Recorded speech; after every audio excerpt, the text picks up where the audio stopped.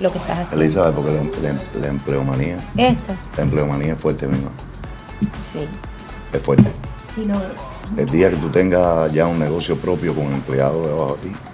Qué complicado. Es un dolor de cabeza, es muy complicado. Yo te diría a ti, si tú me estuvieras haciendo una entrevista de negocio ahora y tú me dices, ¿qué cosa es lo más difícil de un negocio? La empleomanía. Para que lo sepas. ¿Y de la empleomanía qué? De la empleomanía, ¿qué? La forma de ser de la gente que creen merecérselo todo sin aportar nada. Ya.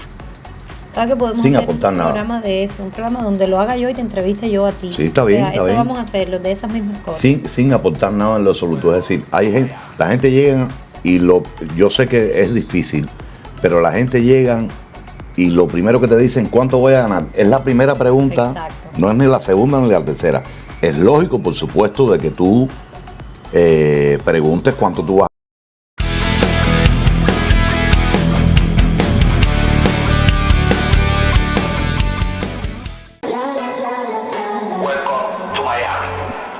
Cuánto tú vas a ganar, porque Por eso es parte de las supuesto, condiciones de trabajo. De eso parte muchas Pero cosas. la gente no son capaces de llegar y decirte, no, mira, yo tengo talento para esta plaza. ¿Por qué razón tengo talento para esta plaza? Porque yo soy tal cosa, tal cosa, tal cosa. Yo sé trabajar en equipo, yo sé trabajar bajo presión, yo sé hacer cosas, yo te lo garantizo a ti. No, que yo te voy a pagar 5 pesos. No. No estoy de acuerdo. Ahí ya empiezas a negociar. Exacto, ya. está bien. Y si una gente te habla así a un empleador, tú lo agradeces. Pero tú no puedes llegar a ningún lugar, llegar y decir, yo quiero ganar $35 la hora. ¿Quién tú eres? ¿Qué tú te mereces? Un día te voy a contar cómo fue que me hice periodista y por qué. Y cómo una frase determinó que yo fuera periodista. Una sola frase, un enfoque. De preguntar en qué me equivoqué y si no, ¿sabes? Porque las personas, la mayoría preguntaron en qué me quitaste puntos y yo pregunté, dígame en qué me equivoqué. Eso cambió toda la visión de un tribunal, revisaron mis exámenes nuevamente, o sea, fue toda una cosa loca y de 27 personas, 10 personas nos teníamos que ubicar en un escalafón, yo me ubiqué en el número 6 y vinieron solo 10 carreras y de esas carreras, obvio, yo estaba en el número 6 y fue nada más por preguntar de la forma correcta. Es así, es así. Fue exactamente. Bueno, tú sabes que yo tengo una anécdota con eso. Yo estudié Ciencias Sociales, licenciatura en Educación y en Ciencias Sociales e Historia en Ciudad Libertad. Ok.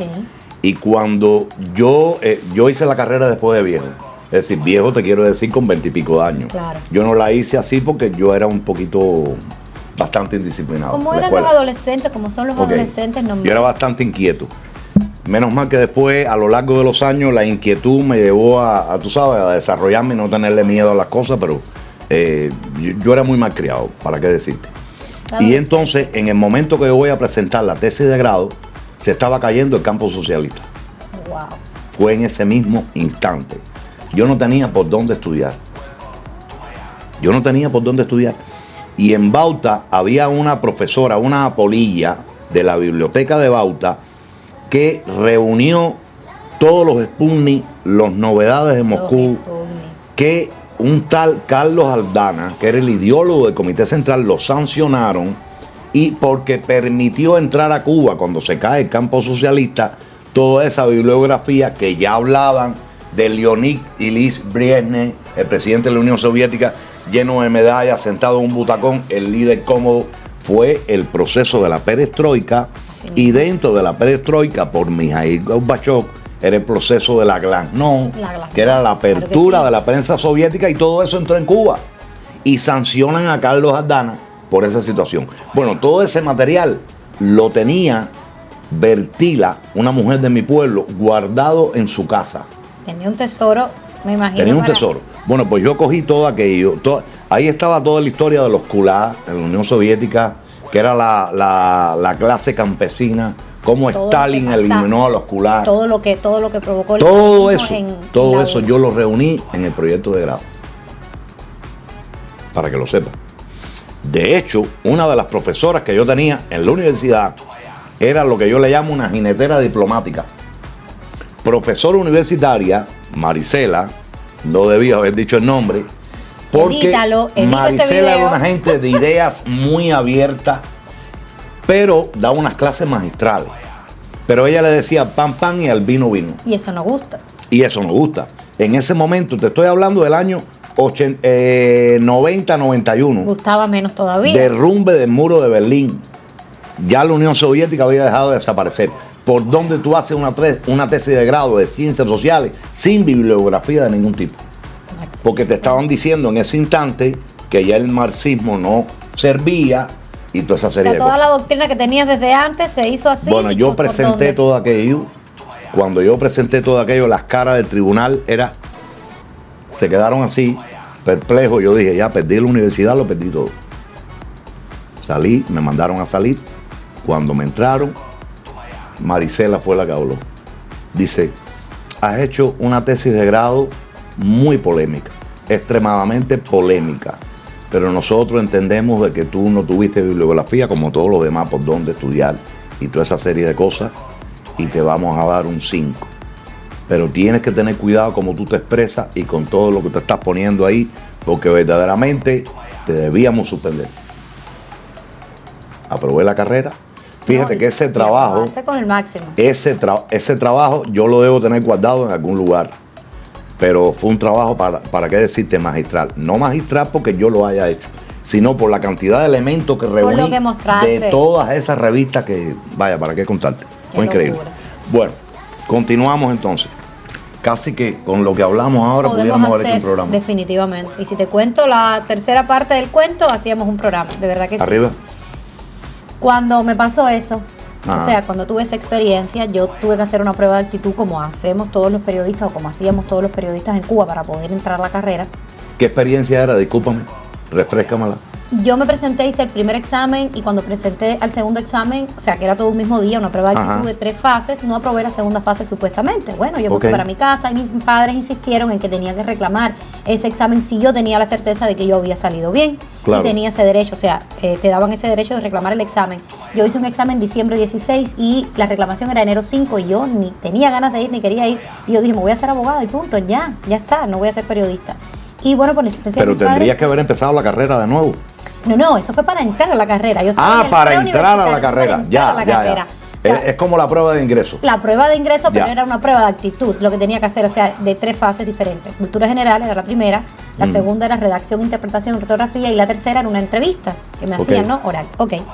En esa, en ese segundo examen que supuestamente no aprobé, cuando fui a reclamar, fuimos 10 estudiantes a reclamar y de los 10, todo el mundo le preguntó a esa profesora, que era la presidenta del tribunal, una persona de verdad, una profesora espectacular, con unos años de experiencia tremendo, y era la presidenta del tribunal, y todo el mundo le preguntó, ¿en qué me quitaste los puntos? ¿En qué me quitaron los puntos? Y yo le presenté el enfoque de, dígame, ¿en qué me equivoqué? Que es lo que yo quiero saber. Cuando ella me mira, me da mi examen, lo miro yo, y ella me dice, no te equivocaste tú, me equivoqué yo. Wow. Me había quitado 15 puntos que no me tenía que quitar. Y ella me dijo, mira, mis disculpas, fui yo porque yo fui la que evalué esta pregunta, puedes venir a hacer la entrevista la siguiente semana. Eso no pasa.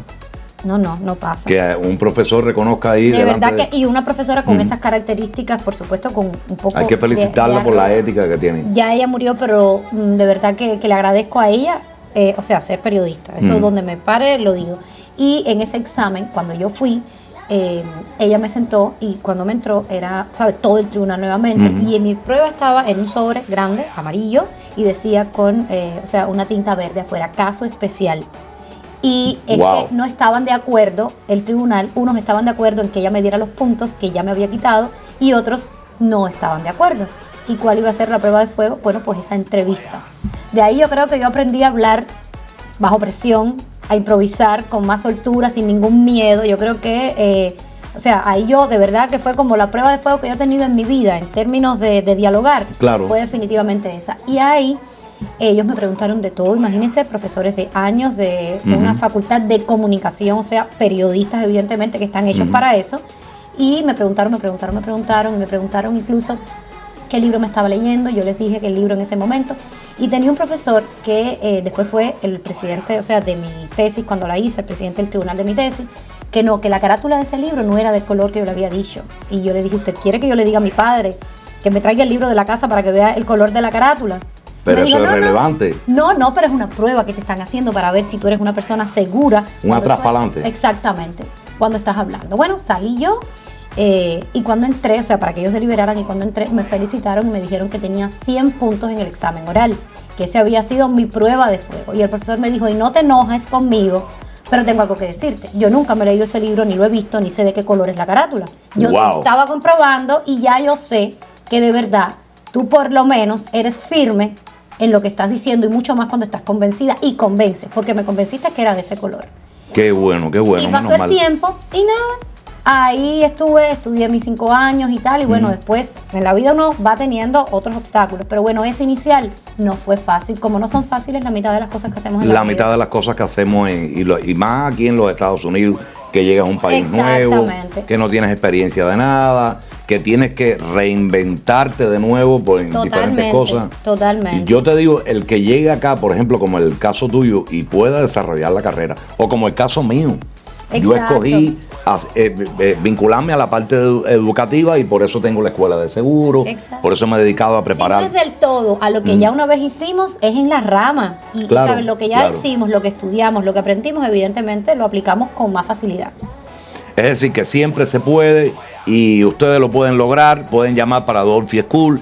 Si quieren estudiar con nosotros, seguros y taxes, lo pueden hacer en cualquier lugar. Vas a pasar trabajo con la carrera, como nosotros pasamos trabajo también en otro momento, en otras circunstancias, pero lo puedes lograr, y eso es lo importante, que lo tengas presente en esta vida.